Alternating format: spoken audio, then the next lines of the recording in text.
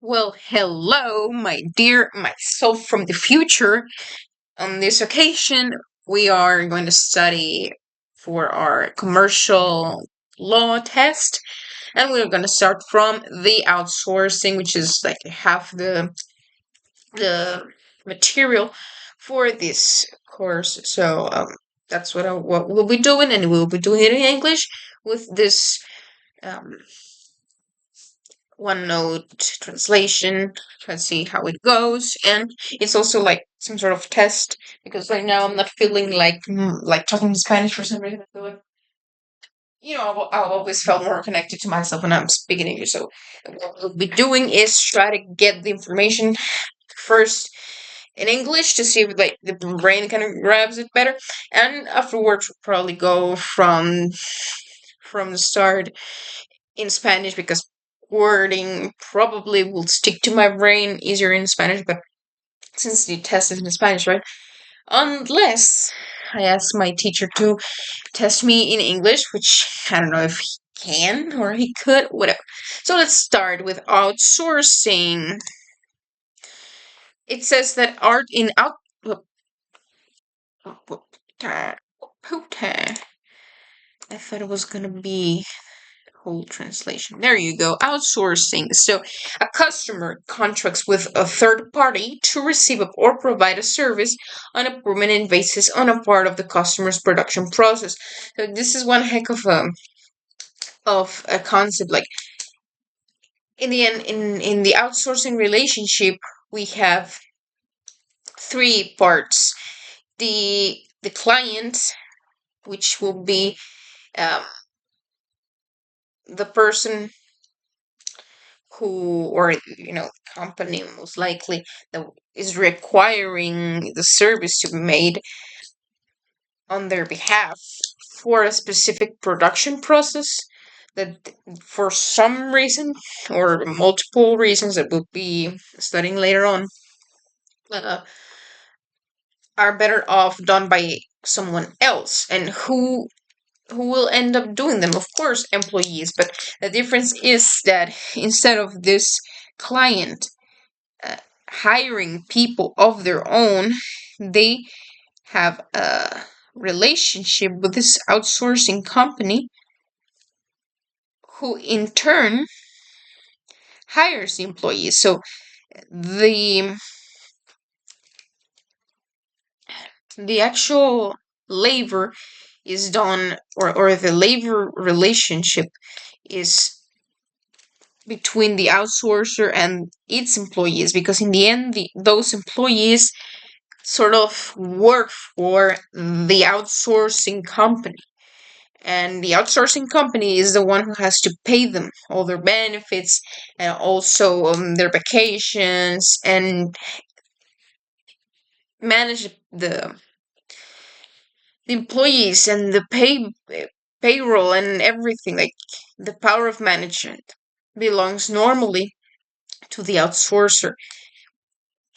However, the outsourcer is the one who has this contract with this client and has multiple obligations that they have to cover with those employees that they're hiring.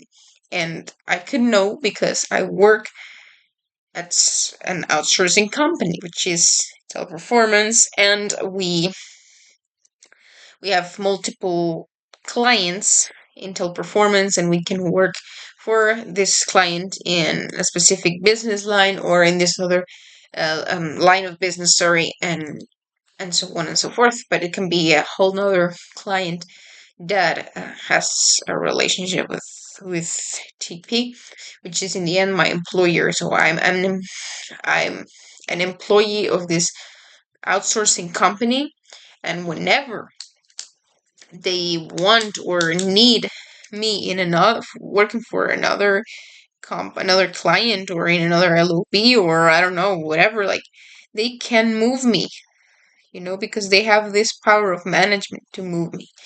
Of course, there are certain limitations based on local laws, and they cannot substantially change my job in the sense that it's completely different to what I was hired to do. But there's a lot of flexibility in there. So of course, if I was hired as an agent for back office and stuff like that, I'm not gonna be later asked to be part of the security team. That's a whole nother point because the security team is not, or yeah, the team is not part of TP. They they hire another outsourcing company that specializes on security. So that company has protocols and has to hire the people and give them training and give them uniforms and whatnot. So that company is the one who is under obligation of performing the job and keeping the building and people, the place safe. And then there's another outsourcing company for maintenance and another for um, cleaning and other services. So that's basically it. Let's remember or remind ourselves that there are three elements in the employment relationship. One is the salary, one is the personal provision of the service, and one is the legal subordination, which is, this power of management. That management can tell you what to do, where to do it, when to do it. And the personal provision of the service means that you are the one who will perform it. It's not a matter of anyone. Anyone can do it. No. You were hired because you had some skills that other people don't, and they tested you and they think that you are the best fit for a position for multiple reasons, and you cannot be replaced. It's different when you hire the an outsourcing company or like a company specialized in something, because if you hire the entire, or even contractors, like you don't hire them as employees, so there's not an employment relationship, since you don't give a shit about who in the end performs the job as long as it's completed in time. You don't give a shit who performs it. So there's not an employment relationship there. Whereas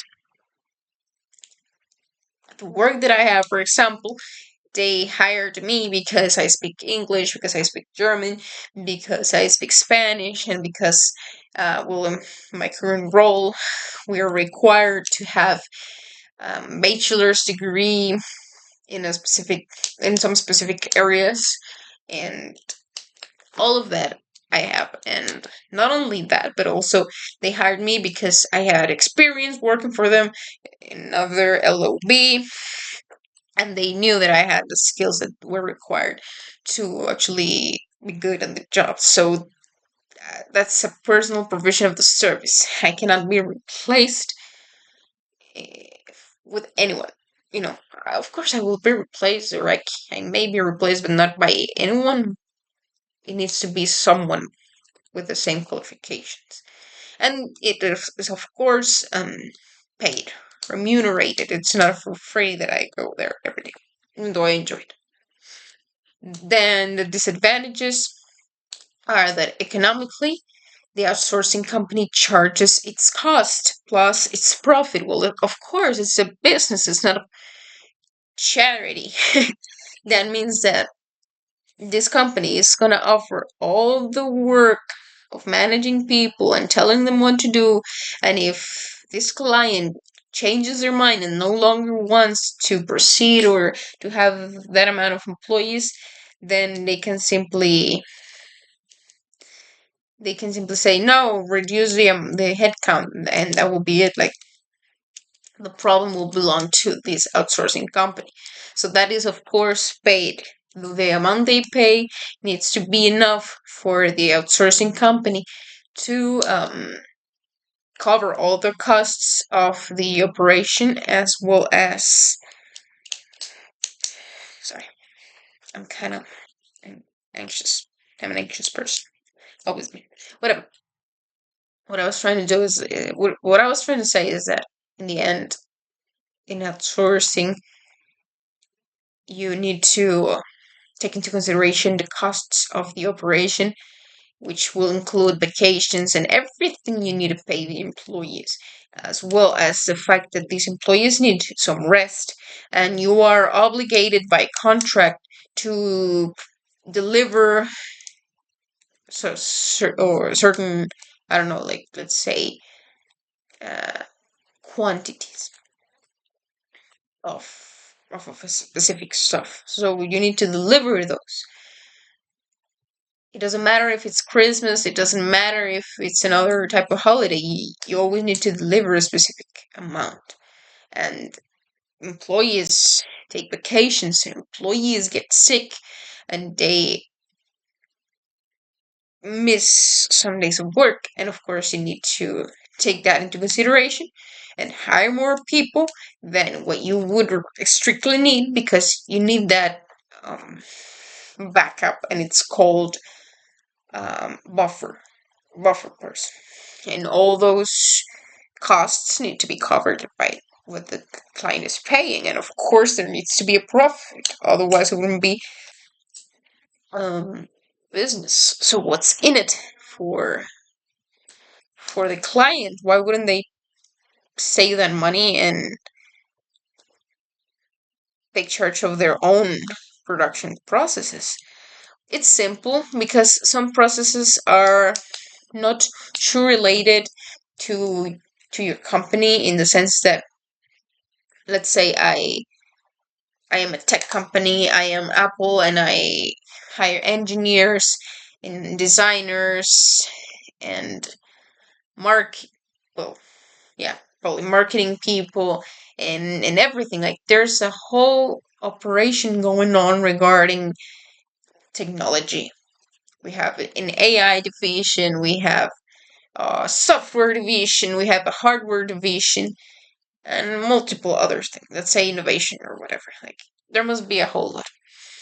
That's part of the line of business.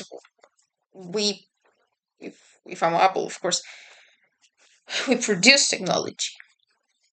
What we don't do, and it's like consider it services that are not accounted for but need to be done. That's one way to put it. Like cleaning, as I mentioned, or maintaining the building, or providing security, or even some processes that you didn't account for in the beginning. And what usually happens in these international companies that provide outsourcing services is that there are countries with let's say lower quality of life, or with lower prices for everything. So the same amount of money that would only be enough for a specific amount of people, which probably doesn't suffice, does suffice in these other countries. Or let's put it simpler, there are savings to be made. Money is worth more in these other countries, and there is going to be a pool of people who are desperate to have a job and are more likely to be willing to accept fewer benefits and lower working conditions and so on and so forth, or even like accept the job for the money. It's gonna be a good salary in countries such as Costa Rica, or even more in India, whereas in the US nobody would work for that amount of money with the qualifications that are required, of course. So that's one of an advantage. So economically, yes, costs are kind of higher, but also in the end they are savings. And you can argue, well, why don't the companies move certain processes to these other countries? Because it's not that easy. Because you need permits. You need to hire people that you need to trust in for advisory, especially a legal counsel and stuff like that.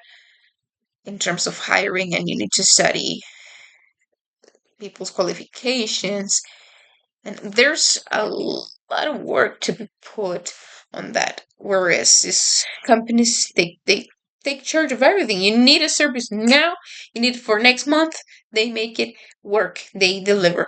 And that's what they offer. That's outsourcing in a nutshell. I don't know why I need to be talking so long. Like, I feel like I want to talk so much. It's crazy. Like, I blabber so much. Whatever. Let's see if. Oh, it is. It is. It must be working. So let's continue with franchising, okay? Franchising.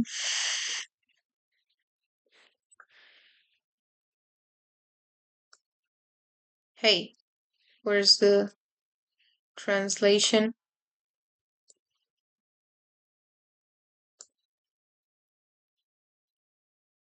Sorry.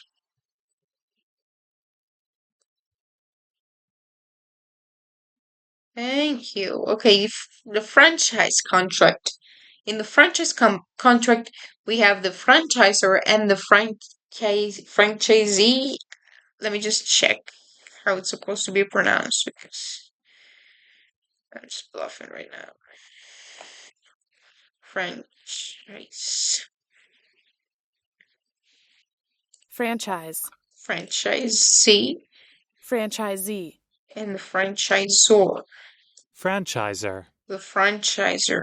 Franchiser. So the franchisor makes sense. Okay. Yeah. Sorry about that. So as we were saying, in this case of the contract of franchise, the franchisor is the owner of the business, and he cedes the rights of use of the know-how to the franchisee in exchange for a mixed fee or position. To acquire the franchise, you pay it first and then a percentage of the profits. Sorry, I just need to pause this for a second because it's man. Excellent. So we were able to delegate some of the stuff, and not even my job. But for some reason, I end up taking leadership teamwork, which I don't like. I wish somebody else were to take the initiative, but it seems people don't really want to be leaders. Well, me neither. So what do I need to be talking about? In the end, someone needs to do it. So we were talking about the franchise contract and how it worked, and in this case, instead of having this triple or triangular relationship between outsourcing company, employee, and the client. In this case, we have the franchise and the franchisee. So franchisor and franchisee. The franchisee needs to pay a fee. That makes sense, right? It's some royalty. This is, of course, gonna be all based on a contract. The franchisor needs to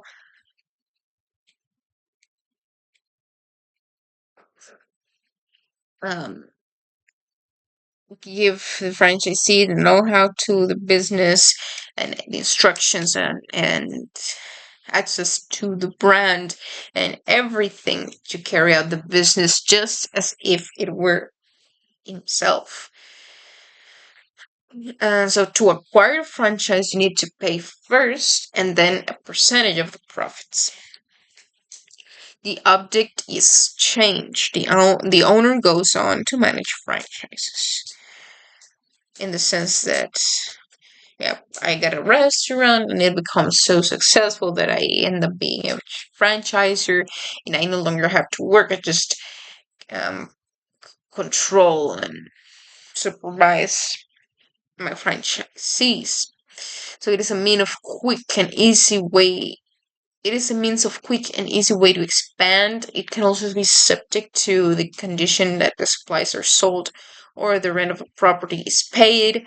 Um, what does that mean? That, for example, I may be McDonald's and say, "Oh, you need to buy from me my, I don't know, my cardboard packs or whatever," or you need to rent my own property, which is, of course, subject to negotiations.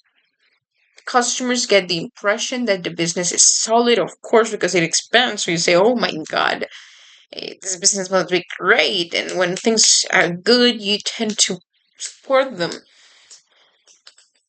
Normally, international franchises are in charge of advertising at an international level, but of course, it depends on the franchise. McDonald's, it needs to have a merchandising service for Costa Rica. It makes no sense that each and every McDonald's would need to pay for their own marketing because it would benefit all McDonald's. So it's probably also part of the contract that they're gonna provide a marketing services.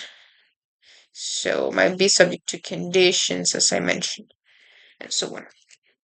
Regarding the risks, there's standardization, which can hurt both because it's subject to this same public image. So if in one place they do not follow the guidelines or some public outrage bursts somewhere for some reason that was not um, properly handled by public relations, then the failures can affect the franchisee or other franchisees.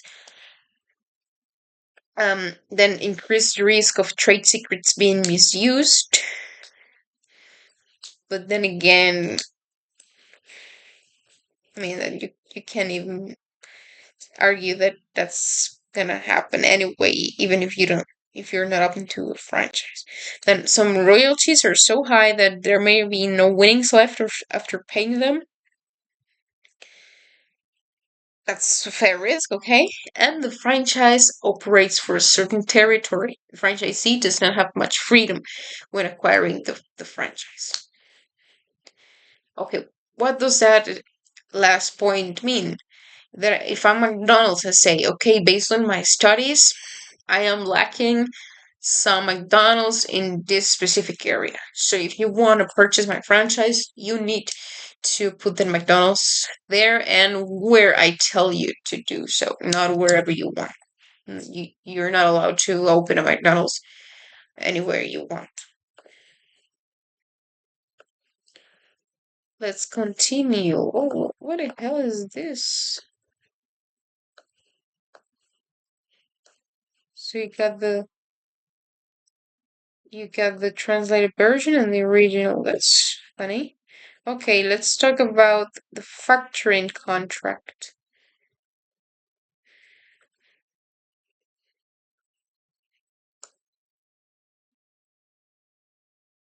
It creates a whole different page. Now that's interesting. Well, factoring. As of 2019, it is a typical contract regulated by the framework law of the factoring contract. Ley Marco del Contrato de Factoreo. Invoice discount. I remember the teacher, sorry, the professor. Wait a minute. So we're gonna talk about invoice discount. I remember the professor talking about this. We cannot talk about the factoring contract if we don't talk about the invoice discount business or institution, let's call it. So it's an assignment of credit rights in which the assignee is subrogated to the rights of the original creditor. The debtor cannot object.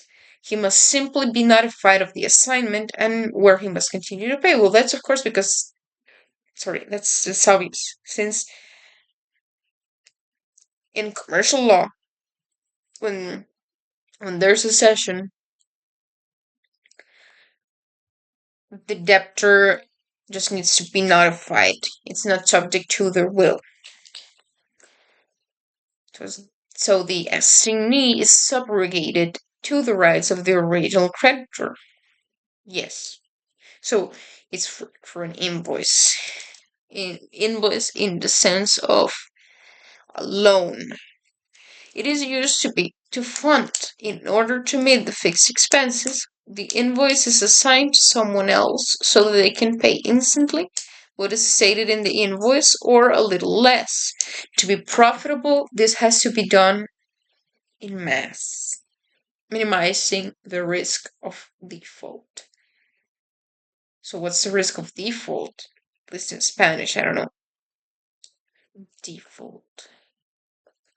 Wow. So, default is. Wow. Invoices are endorsed.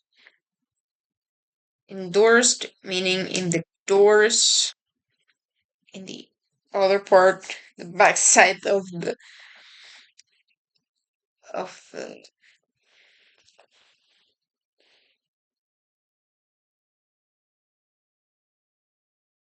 how is this even called? Uh, Let me just translate it.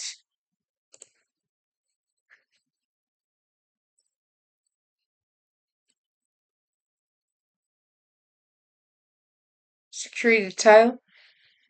Sure about that?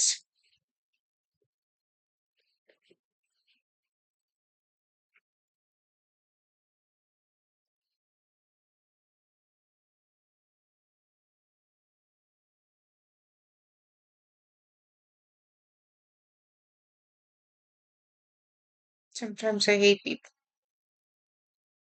I don't know why, because they're trying to do their own. But it's like what I hate is that they don't even ask if they can do this things that need to be done. It's like, okay, there's my part. Please put it or add it to your collaborative work. Like, why don't you even try to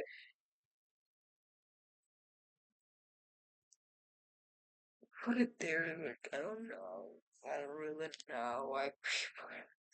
You need to communicate clearly with people so that they do it or get to an agreement.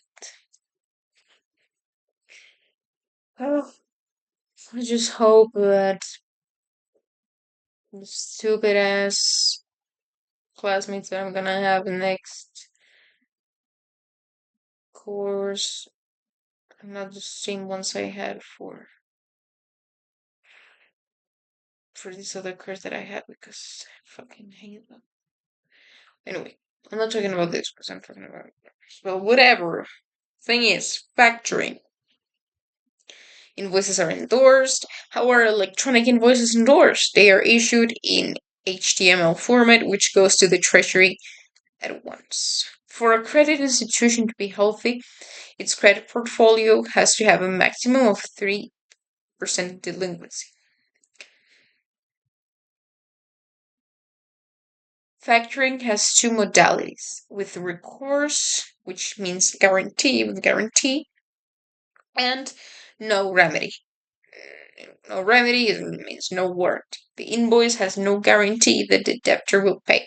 It is part of the risk that is assumed when doing business. The higher the risk, the higher the return. That's a normal phrase for commercial law. There are companies that handle accounts receivable with a higher degree of specialization. Specialization, what the hell? They assign their credit portfolios to these factoring companies. Advantages: efficiency. Collection is specialized and managed in a better way because that is their business. It works as a form of financing. They don't even require invoices but future sales. So here in this framework law of a factoring contract, and this specific concept, contrato de gestión mercantil mediante el cual una persona física o jurídica que desarrolla una actividad lucrativa llamada cliente transmite a la empresa de factoreo llamado factor sus derechos de crédito y cobro presentes y o futuros de terceros deudores, sea mediante facturas o cualquier otro efecto comercial, a cambio de una remuneración previamente establecida. So I kind of wanted to make some white marks right here.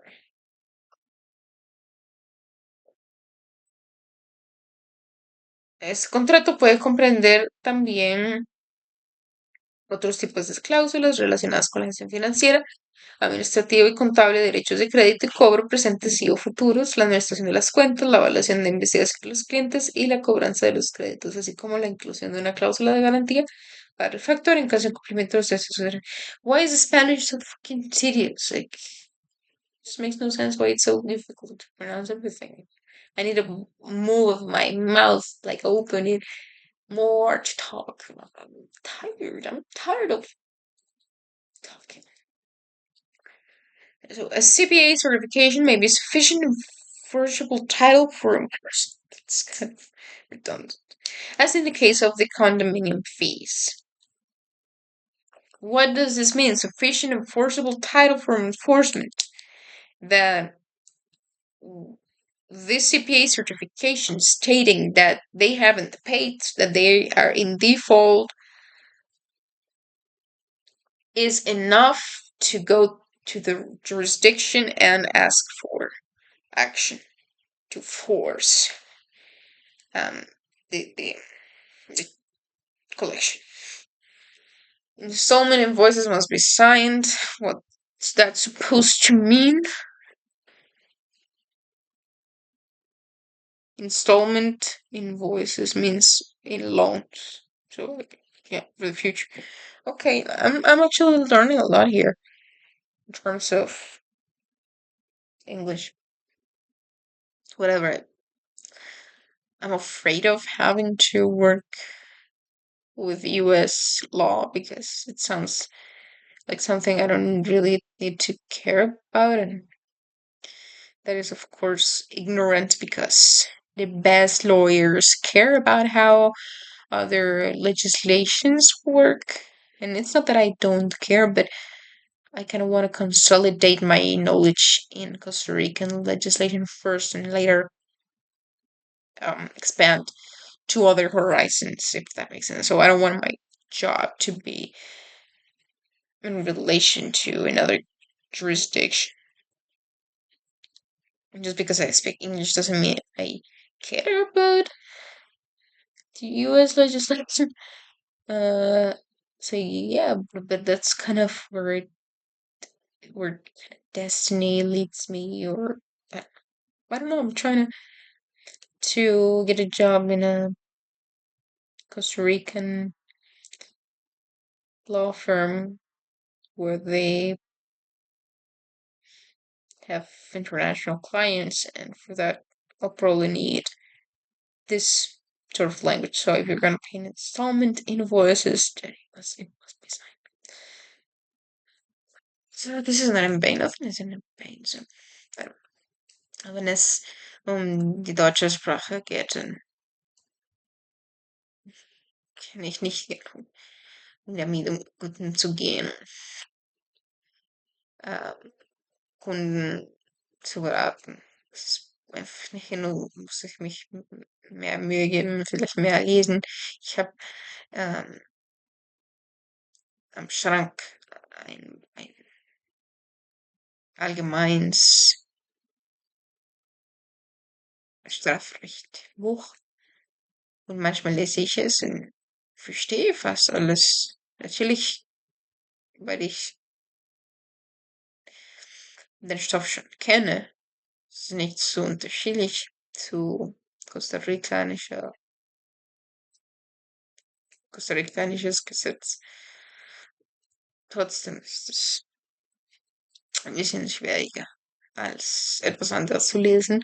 Und natürlich ist es viel schwieriger als auf Englisch oder als auf Spanisch.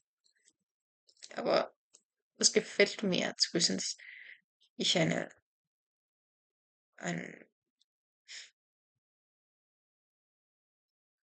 über eine Fähigkeit verfüge, dass ich bieten kann und das mir einen Vorteil geben kann im Vergleich zu anderen. Und das ist alles. Dann haben wir ein begrenztes Zeit.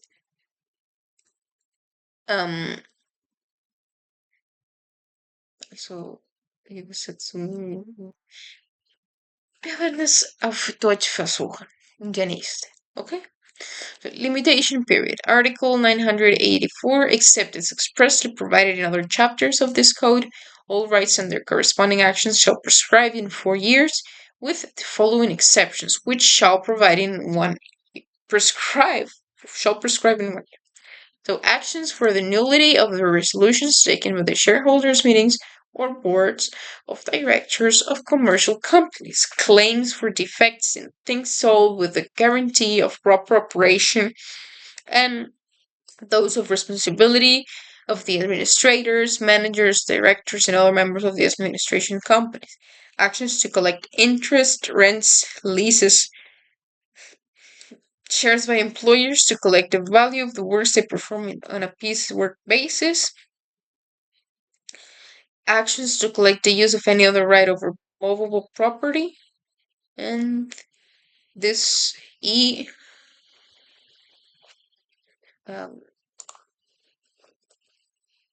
subsection. This subsection is or was derogated. Repealed. It seems repealed. Because the statute of limitations is interrupted by the notification to the debtor of the claim. Invoices from the 2019 law prescribe up to 4 years and not after 1 year. What's that supposed to mean? Okay. That's supposed to mean that it changed. In the past, it was such a short amount of time that it wasn't enough. And enough to collect or to force collection. That's at least what I'm getting at. We'll translate this zu deutscher Sprache. Hey. Y la cosa suena. Hey. We'll translate it to German. Let's see how this goes.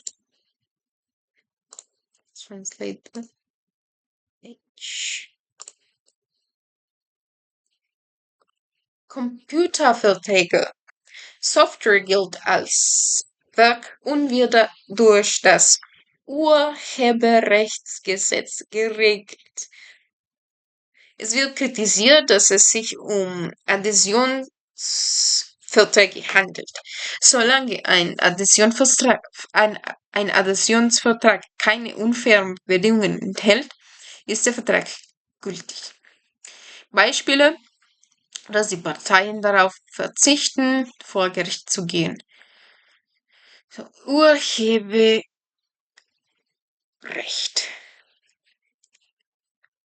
Urheberrecht, das war Intellectual Property. Wir haben Patrimonialrechte und moralische Rechte. Beim Patrimonialrechte sagen wir, dass es ist die wirtschaftliche Ausbeutung der Arbeit. Sie sind anbringbar. Sie sind 17 Jahre nach der Entstehung geschützt. Verstehe Übersetzung und kopieren. Moralische Rechte, das ist nur eine Erkennung der Autorschaft des Werks. Dann bei Patrimonialrechte. Die Registrierung hat deklaratorische, nicht konstitutive Auswirkungen auf das Urheberrecht.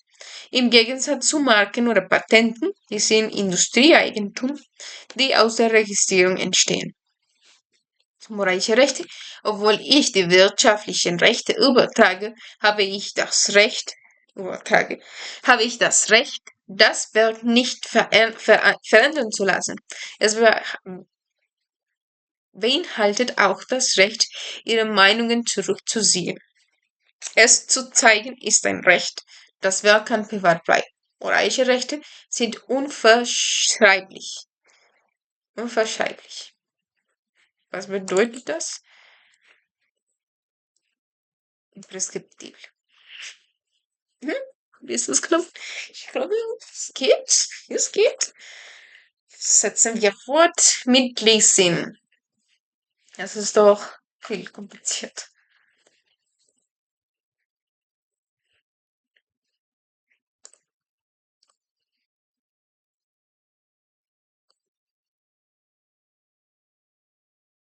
Mietvertrag.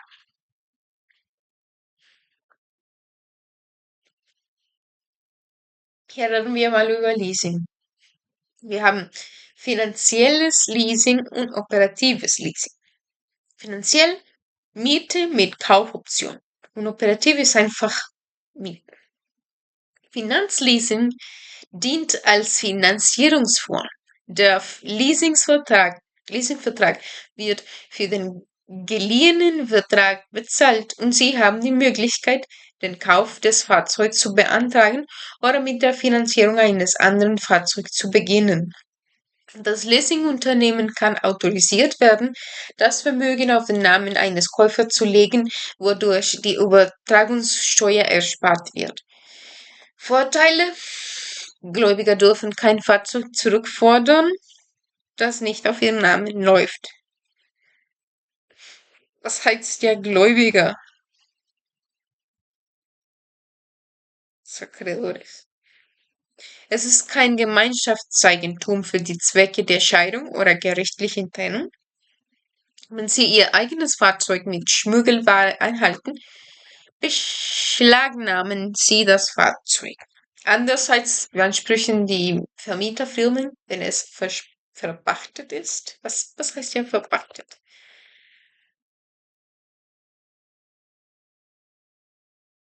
Kommissar.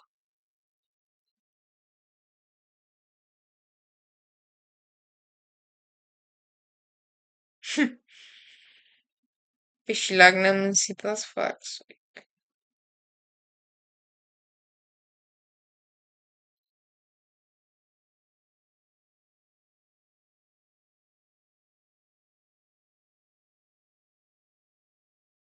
Tja, sehr unterschiedlich.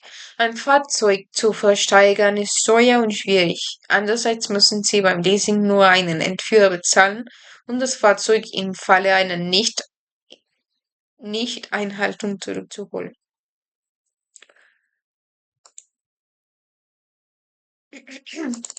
Rematare, das heißt versteigern. Einen Entführer bezahlen, das heißt ja eine Person, die das Fahrzeug nehmen oder entfachen wird. Okay? Im Falle einer Nichteinhaltung. Okay. Buchhaltung und Eigenkapital werden berechnet, indem Verbindlichkeiten von Vermögenswerten abgezogen werden. Während der Vermögenswert vermietet wird, ist die Schuld eine Ausgabe, ohne Vermögenswerte zu besitzen, sodass die Steuerzahlung reduziert wird.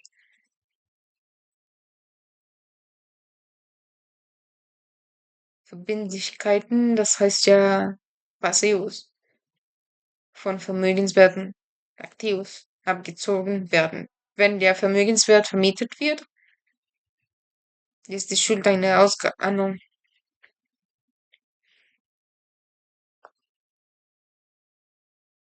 El bien. Entonces, un bien es un Vermögenswert.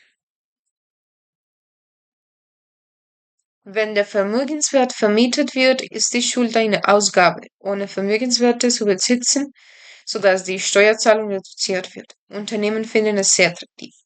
Sie nutzen es, um Flotten oder hochwertige Fahrzeuge zu fahren. Wenn Sie nicht daran interessiert sind, die Fahrzeuge zu verlassen, ersetzen Sie im Alter durch andere und mieten weiter. Sie können eine Leasingfirma für Ihr Unternehmen haben, Steuern senken und mit diesem Service Geld verdienen. In Strafsachen ist die Person, die das Fahrzeug benutzt, verantwortlich für das, was mit dem Fahrzeug passiert und nicht die Leasinggesellschaft laut First Chamber. In erster Instanz war die Haftung als Hauptschuld festgestellt worden. Forma solidaria, bien dicho. Das Hauptschuld ist solidaria. Nicht alle Menschen sind gleich wert. Vielmehr wird die Bewertung in Bezug auf Einkommen, Alter und Angehörige vorgenommen. Ja, es kann auch bei der Vermietung von Immobilien existieren. Es kann sein, dass es aufgrund der Abschreibung letztlich nicht interessant ist, den Vermögenswert zu erwerben. Abschreiben, Obsoleszenz. Und deshalb gibt es für Betriebsleasing, zum Beispiel für hochentwickelte Maschinen, Computer und so weiter. Sie können letztlich nicht vermarktet werden. Daher wird für Betriebsleasing verwendet. Anstatt die Waren zu erwerben, wird die Ausrüstung monatlich und nicht einmalig vermietet. Im Todesfall des Mieters bietet das Vermieterunternehmen das Angebot an. An die Familie, das habe ich doch geschrieben. Al Albacea.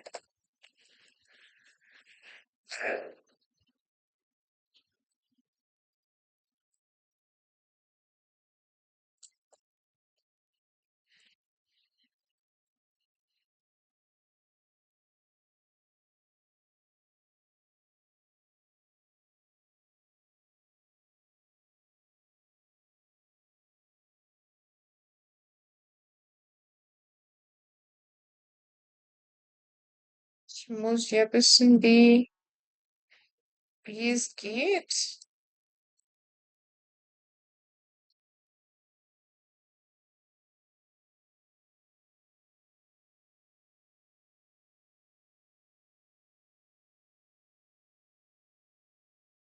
Mach mal. Übersetz mal bitte.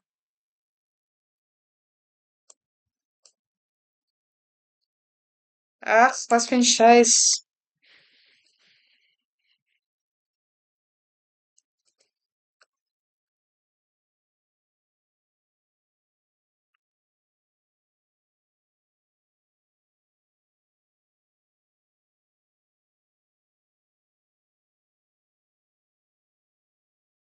Im Falle des Todes des Mieters bietet die Vermietergesellschaft dem Testamentsvollstrecker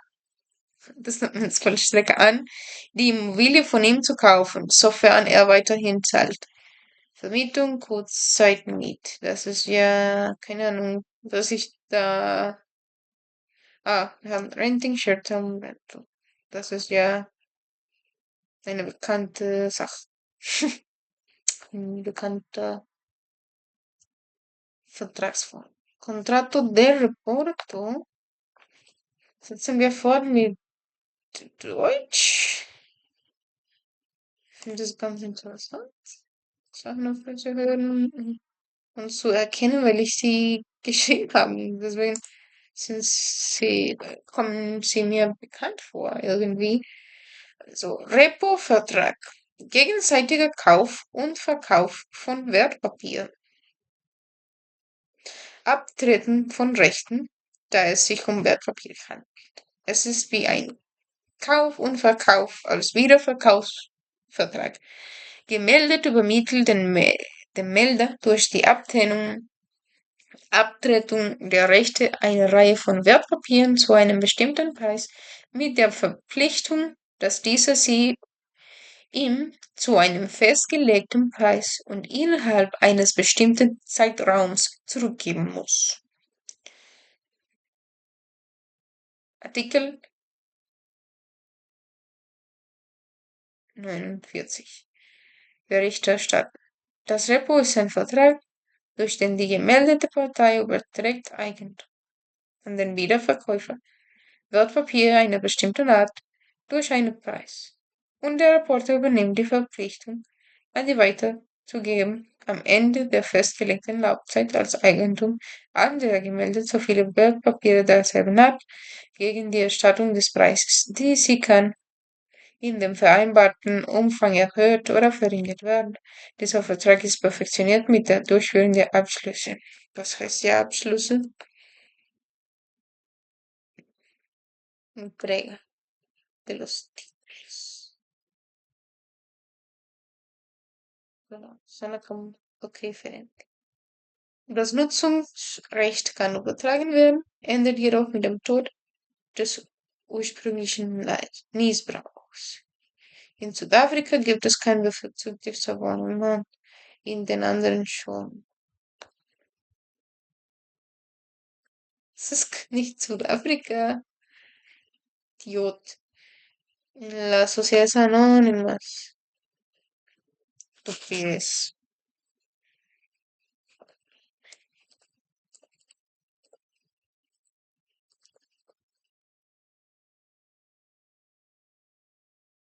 So, okay.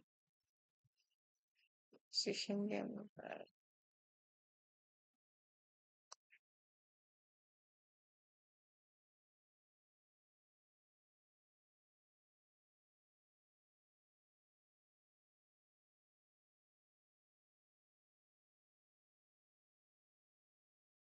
Ah, ich bin so müde.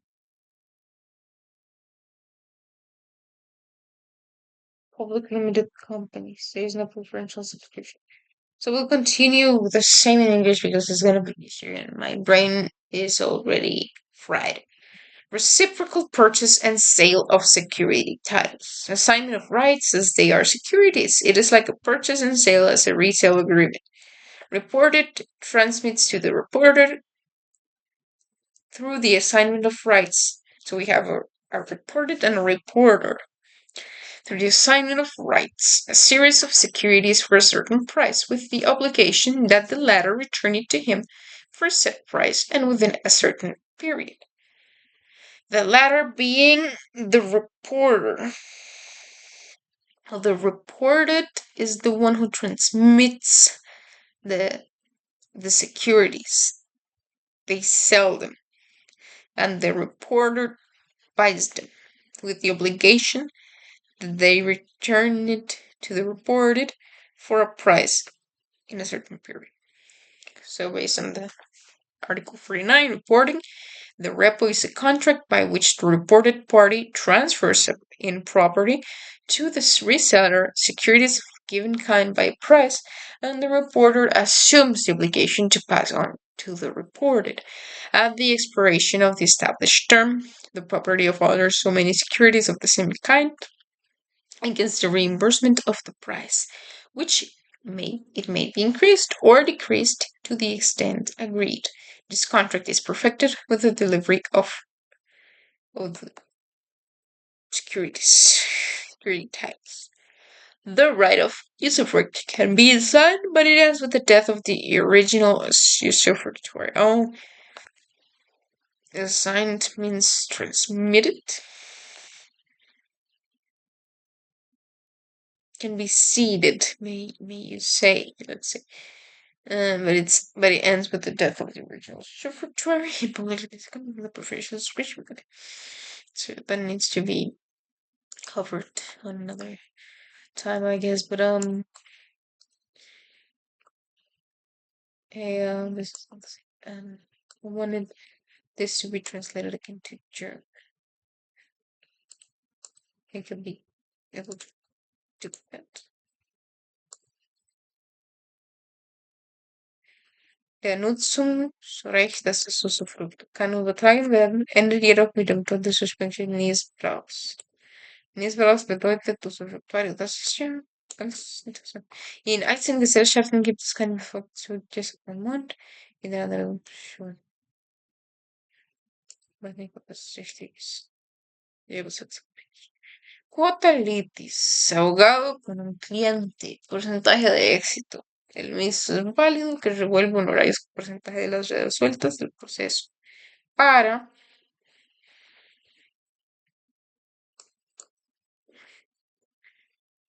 Hombre, es lícito el convenio de cuota litis entre el abogado y su cliente siempre que no exceda el 50% de lo que por todo concepto se tenga en el proceso respectivo. Porcentaje que comprenderá hasta el proceso de ejecución de sentencia de cualquier naturaleza que éste sea, en el caso de que el profesional supedite el cobro de sus emolumentos al triunfo de la demanda u otro resultado favorable que las partes determinen. El convenio deberá constar por escrito y disponer del modo cómo se han de repartir o asumir los gastos, garantías sobre los resultados adversos del proceso. Será nula cualquier estipulación que conceda mayores beneficios a favor del abogado, aún por intermedio de terceros, y la cesión que se haga con la finalidad de permitir el ejercicio ilegal de la profesión de abogado. No podrá cobrar suma alguna el abogado que renuncia sin justa causa. Si la reparación se diera por imposibilidad legal o material o por decisión unilateral del cliente antes de que el proceso concluya, el abogado suscansa bien, causa vientes tendrá derecho a una retribución proporcional a la contribución del profesional en la obtención del resultado favorable que en definitiva se alcanzara. Dicho honorario se liquidará una vez concluido el proceso o definida la situación jurídica de la cual dependía el honorario de éxito. Cuando se suscriba con varios abogados, se establecerán las obligaciones de cada uno. El porcentaje estipulado se distribuirá proporcionalmente entre ellos o conforme a lo pactado, y la separación de uno de los abogados no implica terminación del contrato, salvo disposición al contrario. También es lícito el contrato mixto en el que la retribución del abogado se componga en parte de un honorario fijo, no ligado al resultado, y en parte la obtención de los resultados favorables definidos en el contrato. Este acuerdo se regirá por el principio de libertad contractual y quedará sujeto a los controles de equidad del derecho penal. No podrán ser embargados por deudas del cliente la parte de los honorarios que corresponde al abogado. El cliente no podrá transigir ni renunciar a la parte de los honorarios que corresponde al abogado. Es llegar a cobrar el 50% y sacar el monto costas de la contraparte. No es recomendable aceptar cuota litis. Muchos clientes lo quieren por no desembolsar nada. Es mejor cobrar al inicio y si se concilia después de la demanda se cobra todo. Bueno, y puede haber mixto, que vuelve honorarios con las resultas del proceso. Pero bueno, yo no creo que esto lo vaya a hacer muy pronto. Y de momento, entonces voy a poner en pantalla esta materia para que yo le pueda poner pausa al video y lo pueda estudiar después porque realmente ahorita estoy muy cansada y quisiera irme a dormir.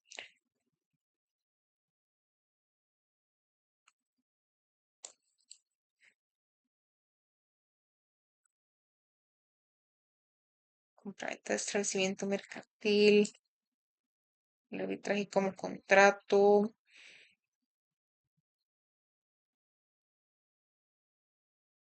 de derecho y de equidad, de contrato constitucional. Esto lo tenemos que revisar otra vez, fin de semana. Contrato de underwriting, cuando una empresa se va a ser pública y tiene que vender por primera vez las acciones a terceros. Bueno, no es que es por primera vez, es que es la única vez. Ya después los terceros son los que transan con esas acciones. Luego tenemos el joint venture o aventura conjunta, contrato con tu corriente bancaria y mercantil. Y vamos otra vez con el de outsourcing. Entonces yo creo que ya de momento estaríamos